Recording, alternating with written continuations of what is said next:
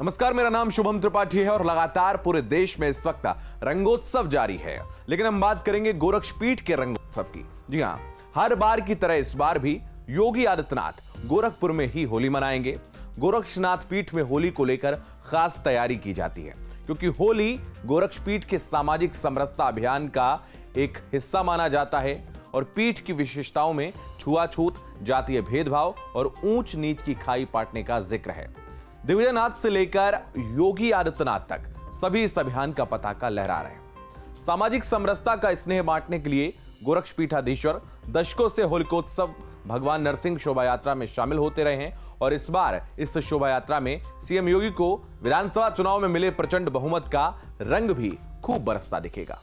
1996 से 2019 तक शोभा यात्रा का नेतृत्व करने वाले योगी आदित्यनाथ पिछले 2 होलिकोत्सव में कोरोना के चलते शामिल नहीं हुए, लेकिन इस बार इसे भव्य रूप से मनाया जाएगा। सीएम योगी 17 मार्च की शाम पांडे हाता से निकलने वाले होलिका दहन जुलूस और 19 मार्च की सुबह घंटा घर से निकलने वाले भगवान नरसिंह होलिकोत्सव शोभा यात्रा में शामिल होंगे।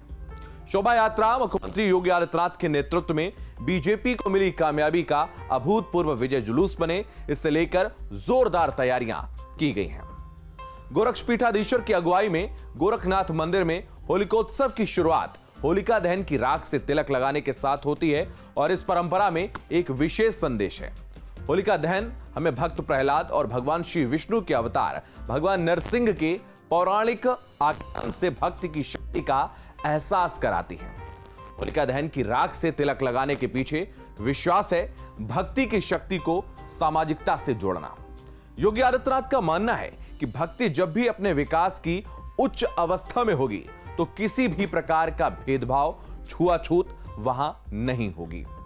भक्ति और सामाजिक समरसता का संदेश देने के लिए ही गोरक्षपीठाधीश्वर योगी आदित्यनाथ 1996 से 2019 तक गोरखपुर में होली के दिन निकलने वाली भगवान नरसिंह शोभा यात्रा में शामिल होते रहे हैं। गोरखपुर में भगवान नरसिंह रंगोत्सव शोभा यात्रा की शुरुआत अपने गोरखपुर प्रवास के दौरान राष्ट्रीय स्वयंसेवक संघ के प्रचारक नानाजी देशमुख ने 1944 में की थी। गोरखनाथ मंदिर में होलिका दहन की राख से होली मनाने की परंपरा इसके काफी पहले से जारी थी। नानाजी का यह अभियान होली के अवसर पर फूहड़ता दूर करने के लिए था। नानाजी के अनुरोध पर इस शोभा यात्रा का गोरक्षपीठ से भी गहरा नाता जुड़ गया है। ब्रह्मलीन महंत दिग्विजयनाथ के निर्देश पर महंत अवैधनाथ शोभा यात्रा में पीठ का प्रतिनिधित्व करने लगे और यह गोरक्षपीठ की होली का अभिन्न अंग बन गया।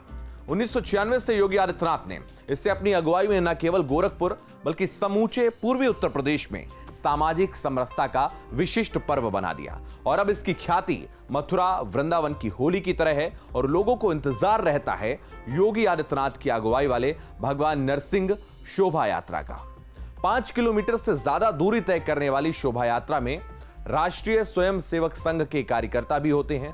भगवान नरसिंह के रथ पर सवार होकर गोरक्षपीठाधीश्वर रंगों में सराबोर होकर बिना भेदभाव के सबसे शुभकामनाएं लेते हैं और उनको शुभकामनाएं देते हैं।